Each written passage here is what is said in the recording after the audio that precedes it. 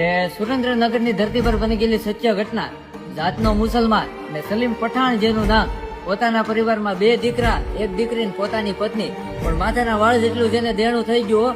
અને છેલ્લે સુરેન્દ્રનગરના શમશાનમાં બેઠેલી મેલડીના શરણોમાં જાય છે અને કહે છે, 2 હાથ લાંબા કર્યા અને અમ્મા કરીને માતાજીના પગમાં પડ્યો અને કીધું કે મારા કુરાનમાં એવું લખ્યું છે કે માના પગમાં જન્નત હોય ને આજે તુંય માં છો. અને તે મેલડી જાગીને કીધું, હે સલીમ બોલ આજ બાપ.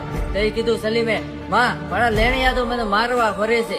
તે માતાજી મેલડી કીધું, અમે તાવા પડ્યા, તારા કોઈ લેણિયા તારી વાયા પડે ને તે તાવો માથે ઓઢી લેજે, જ્યાં દુનિયાના મોઢ તમે દેખાવા દઉં તો મેલડી ન હો. પણ સલીમે કીધું, માં ક્યાં સુધી હું હંતાતો પડે હે.